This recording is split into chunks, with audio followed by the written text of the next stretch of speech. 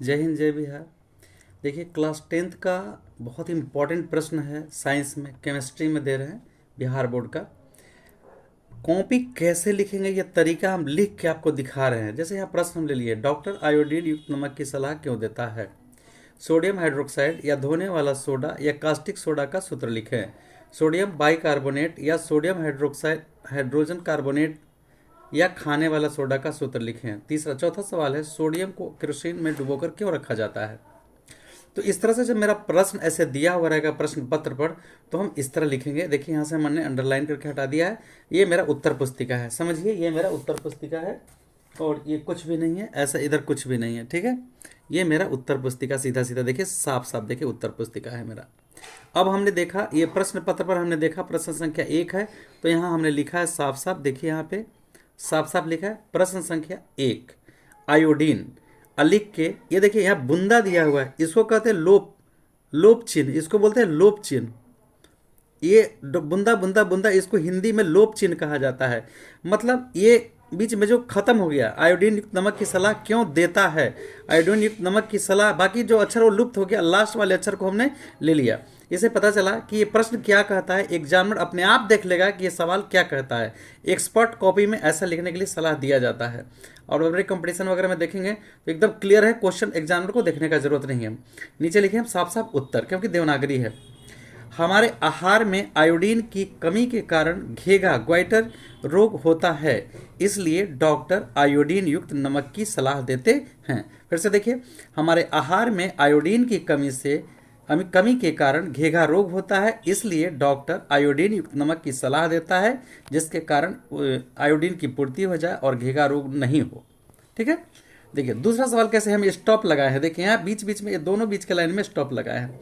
अब इससे क्या फायदा होगा कि एग्जामिनर आराम से इस जगह पर जो नंबर देना होगा, वो मान लीजिए ये 2 नंबर का सवाल है, साफ साफ आप लिखें, ये आराम से यहाँ 2 नंबर आपको दे दिया जाएगा, कोई दिक्कत नहीं, कहीं जोड़ने में घटाने में नहीं, एकदम साफ साफ दिखेगा।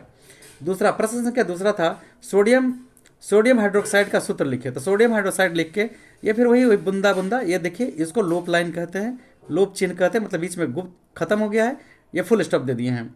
अब क्योंकि प्रश्नवाचक चिन्ह तो है नहीं, सोडियम हाइड्रोक्साइड का सूत्र लिख के, देखिए यहाँ एरो मारे हैं, ये एरो केमिस्ट्री में एरो दिया जाता है, और ये जो लाइन होता है विवरण चिन्ह आपको दिखाएंगे आगे, NaOH इसका सूत्र होता है, लिख के हम फुल स्टॉप दे दिए। फिर प्रश्न संख्या 3 में पूछा था सोडियम बाइकार्बोनेट का सूत्र, सोडियम बाइकार्बोनेट लिखे डैश फुल स्टॉप दे दिए। अब उत्तर में देखिए लिखे सोडियम बाइकार्बोनेट का सूत्र NaHCO3 फुल स्टॉप दिए हुए हैं।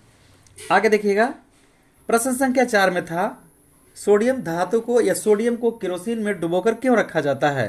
देखिए ये बहुत इंपॉर्टेंट क्वेश्चन है और बहुत समझने का चीज है।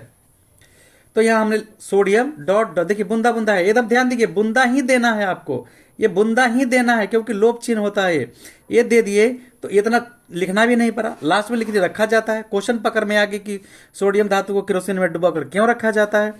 अब इसे एग्जामिनर को देखने में बहुत आसान होगा, नंबर बैठाना। देखिए अब नंबर बैठाना है, यहाँ गैप दिए हैं, 1 नंबर आराम से बैठाएगा, यहाँ गैप दिए हैं, 1 नंबर आराम से बैठाएगा, और जोड़ने में सीधा मिलते जाएगा।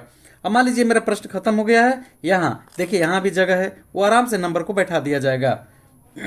तो कॉपी में देखिए आपको सुंदर अगर लग रहा है कॉपी, तो देखिए कितना साफ लग रहा है, तो कॉपी इस तरह लिखेंगे तो एग्जामिनर के हाथ से नंबर छीन लेंगे आप, क्योंकि एग्जाम में कॉपी एकदम प्रिंट रहता है, एक से एक लिखने वाला मिलेगा। चलिए, सोडियम धातु को केरोसिन में डुबोकर क्यों रखा जाता है। सोडियम धातु सक्रिय है, सोडियम सक्रिय धातु है, जो वायु में उपस्थित ऑक्सीजन से अभिक्रिया करके सोडियम ऑक्साइड बनाता है। देखिए सोडियम सक्रिय धातु है, जो वायु की उपस्थिति में ऑक्सीजन से अभिक्रिया करके सोडियम ऑक्साइड बनाती है। 4Na, सोडियम का तो सूत्र Na होता है, लेकिन बैलेंस करने के लिए 4Na प्लस O2 2Na2O, यह है सोडियम ऑक्साइड। ये तो एक कारण हुआ। पहला कारण हुआ कि सोडियम सक्रिय धातु है, जो वायु में उपस्थित ऑक्सीजन से अभिक्रिया करके सोडियम ऑक्साइड बना देगा वो, यानी ऊपर काली परत जम जाएगी, सोडियम पर काली परत जम जाएगी। अच्छा, दूसरा एक कारण है, यह पानी से अभिक्रिया करके यानी जल से अभिक्रिया करके सोडियम हाइड्रोक्साइड तथा हाइड्रोजन गैस उत्पन्न कर देती है। दूसरा कारण हो गया यह 2Na plus 2H2O 2NaOH plus H2, देखिए हाइड्रोजन गैस बना रहा है। अब देखते हैं कि पहला कारण हुआ कि सोडियम धातु सक्रिय है, जो वायु की उपस्थिति से वायु से ऑक्सीजन से अभिक्रिया करके सोडियम हाइड्रोक्साइड बनाती है। दूसरा, पानी से विक्रिया करके सोडियम हाइड्रोक्साइड तथा हाइड्रोजन गैस बनाती है। देखिए इसमें सोडियम ऑक्साइड बनाती है, इसमें sodium hydroxide plus hydrogen gas बनाती है। तब क्या करेंगे भाई, तो वायु में अगर खुला छोड़ देने पर इसमें आग भी पकड़ लेता है। कुछ टेम्परेचर है जिस पर आने पर वो जल्दी से अपने से आप आग पकड़ लेता है। जादू वाला यही करता है, सोडियम रखता है, टेम्परेचर गर्म है, एकदम तुरंत कपड़ा में आग पकड़ लेता है। समझ लीजिए बात। तो पहला कारण हुआ कि सोडियम धातु सक्रिय है जो वायु की उपस्थिति में ऑक्सीजन से भी क्रिया करके सोडियम हाइड्रोक्साइड बनाती है। दूसरा कारण है कि पानी से भी क्रिया करके सोडियम हाइड्रोक्साइड एवं हाइड्रोजन गैस बनाती है। इसमें सोडियम ऑक्साइड बनाती है, इसमें सोडियम हाइड्रोक्साइड तथा हाइड्रोजन गैस बनाती है। इसलिए अभी और भी यदि वायु में हम खुला छोड़ देते हैं तो एक और कारण है कि इसमें आग पकड़ लेता है। वायु में खुला छोड़ देने पर टेम्परेचर आएगा, कुछ ज़्यादा होगा, आग पकड़ लेगा। इसीलिए इसे किरोसिन तेल में डुबाकर सुरक्षित रखा जाता है। यानी सुरक्षित रखने के लिए इसे किरोसिन तेल में डुबा दिया जाता है, किरोसिन तेल में डुबा दिया जाता है, जिसे हम तेल कहते हैं। इसके बाद ये सब लिखने के बाद देखिए कॉपी कितनी साफ से, एकदम यहां से हटा दें इधर से, तो देखिए कॉपी कितना साफ लग रहा है, आप खुद देख सकते हैं। और लास्ट में लिखेंगे please turn, PTO please turn over. देखिए इस चौथाई में फालतू चीज नहीं लिखेंगे, प्रश्न संख्या एकदम साफ साफ देखिए गोल कर देंगे, अच्छा लगेगा। और साथ साथ कोई नंबर आगे 12 इसको नहीं कर सकता, एकदम घेरा के अंदर है। देखिए राइट साइड में एकदम कैसे छोड़ा हुआ है, देख लीजिए बढ़िया से, ये कॉपी की सुंदरता देखिए। ठीक है, और भी हम दिखा रहे हैं सवाल, आप इसे रट जाएंगे। बोर्ड परीक्षा के लिए बहुत इंपॉर्टेंट सवाल है ये, बिहार बोर्ड का। पेरिस ऑफ प्लास्टर कैसे बनता है और इसका उपयोग बताना, ये बहुत इंपॉर्टेंट है, VVI क्वेश्चन है। तो हमने यहाँ लिखा प्रश्न संख्या 4। ठीक है, Paris of plaster, Paris of लिख के डॉट डॉट, देखिए बुंदा बुंदा दे रखे, देखिए सब बुंदा दिख रहा होगा, बुंदा बुंदा बुंदा करके उपयोग बताएं, मतलब पेरिस ऑफ प्लास्टर क्या है और इसका उपयोग बताएं। ये प्रश्न एग्जामिनर बिना कुछ सोचे समझे समझ लेगा कि ये प्रश्न है। यहाँ हमने लिखा उत्तर, प्लास्टर ऑफ पेरिस लिख के अंडरलाइन कर दिए हैं। अब देखिए इसको हम विवरण चिन्ह कहते हैं, इसको विवरण चिन्ह कहते हैं, ये हिंदी में इसको विवरण चिन्ह कहा जाता है। एरो पर हमने खोज किया बहुत सारी चीज में, तो एरो नहीं मिल पा रहा था, तो इसलिए हमने, ये सही चीज है वही, एक भी पॉइंट आपको गलत देना मतलब आपको मुसीबत देना है। एक से एक कॉपी प्रिंटर, एक से एक उसको एक्सपर्ट सिखाने वाला रहता है, एक से एक मास्टर होते हैं, इसलिए इस बात पर ध्यान दीजिए आप लोग, क्योंकि आपका अच्छा अंक आए यही मेरा प्रयास है। तो प्लास्टर ऑफ पेरिस, ये विवरण चिन्ह के डैश मार दिए। ठीक है, एरो नहीं मारेंगे, डैश मारेंगे, इसका विवरण चिन्ह मतलब इसके बारे में हम बता रहे हैं। अब देखिए जिप्सम को, देखिए लाइन एकदम लाइन से सटे जाना है, एकदम लाइन से सटे जाना है। जिप्सम को 120 डिग्री सेंटीग्रेड तक सावधानी पूर्वक गर्म करने पर प्लास्टर ऑफ पेरिस बनता है।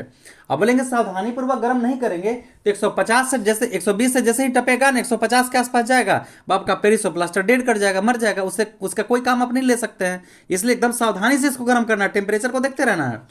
Plaster of Paris dash gypsum को 120 डिग्री सेंटीग्रेड तक सावधानी पूर्वक गर्म करने पर प्लास्टर ऑफ पेरिस प्राप्त होता है। अगर भूल हुआ तो प्लास्टर ऑफ पेरिस डेड हो जाएगा 120 के बाद टपने के बाद। 2 इंटू CaSO4 इंटू 2H2O। अब ये सूत्र हो गया आपका जिप्सम का। देखिए जिप्सम को, ये जिप्सम है, ये वाला ये जिप्सम है, इसको देखिए 120 डिग्री C पर गर्म किए, एरो यहाँ पे क्या किए 120 डिग्री पर इसको गर्म किए, तो यही मिला CaSO4 होल ब्रैकेट में CaSO4 into H2O plus 3H2O, यही मेरा प्लास्टर ऑफ पेरिस है, यही प्लास्टर ऑफ पेरिस है।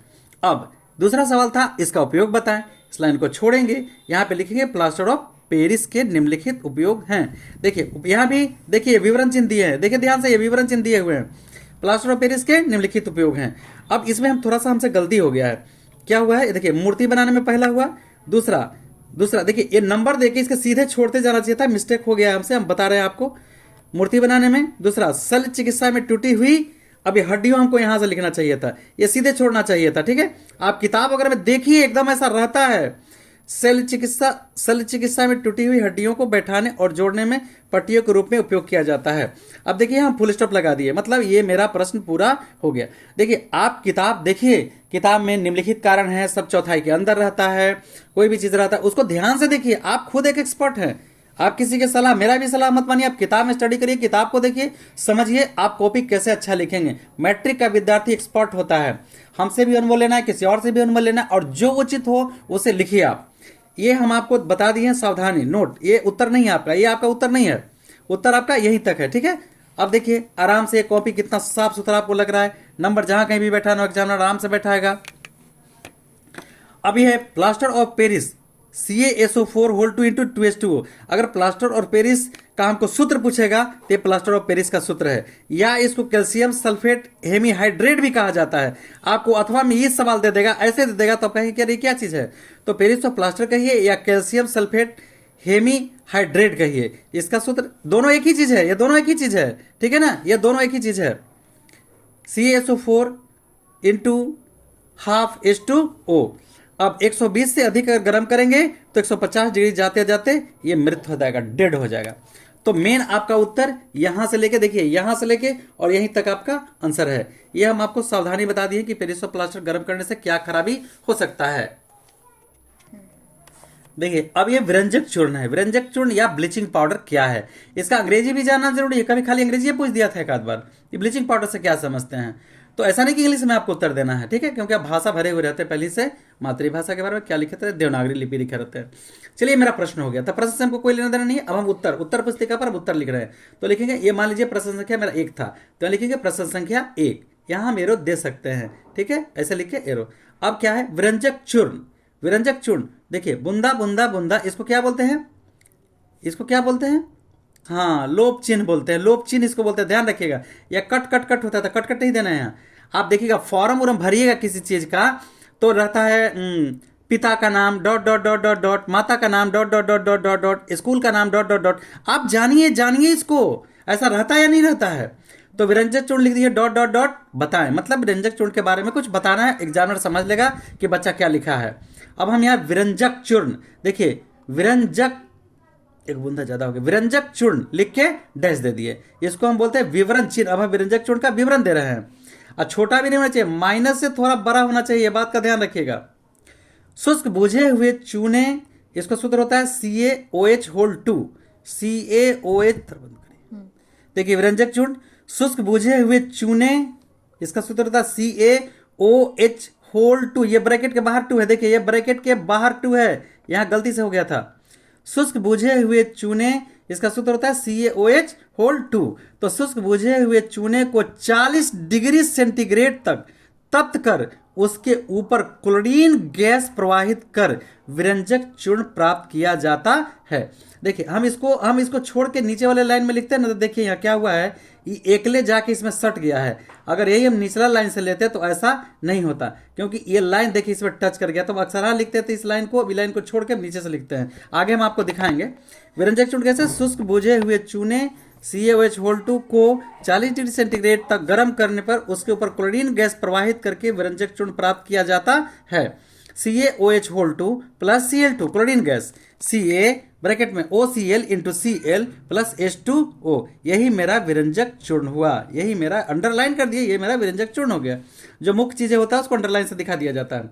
अब विरंजक चूर्ण के उपयोग निम्नलिखित है, देखिए क्या किए हम विरंजक चूर्ण लिख दिए, थोड़ा डिप कर दिए, उपयोग को डिप कर दिए, और निम्नलिखित के बाद देखिए ऐसे होता है नहीं कि एरो लगा दीजिएगा, एरो लगाइए गलत हो जाएगा, विवरण चिन्ह नहीं होता है। विरंजक चूर्ण के उपयोग लिखे, देखिए कितना साफ सुथरा एकदम अच्छा लग रहा है, कॉपी बहुत सुंदर लगेगा आपको, हमसे भी अच्छा राइटिंग आपका है। नंबर 1 निम्नलिखित है, नंबर 1 देखिए यहाँ हम आपको दिखाए हैं, नंबर 1 नंबर 2 एकदम चौथाई अंदर नहीं घुसे हैं, एकदम एक लेवल से हम सीधा लिखते आए हैं। नंबर 1 कीटाणुनाशक के रूप में होता है, नंबर 2 कागज एवं कपड़ों के विरंजन में होता है, नंबर 3 क्लोरीन क्लोरोफॉर्म आदि बनाने में इसका उपयोग होता है। अब ये कोई नोट है, ये आपको याद कर लेना है, कभी ऑब्जेक्टिव आता है। विरंजक चूर्ण का सूत्र लिखे, विरंजक चूर्ण का सूत्र लिखे CaOCl into Cl, Ca bracket OCl into Cl, ये विरंजक चूर्ण का सूत्र है। ये बहुत इंपॉर्टेंट है बोर्ड परीक्षा के लिए, कई बार आ चुका है, इसलिए एकदम आप इसे रट जाइए।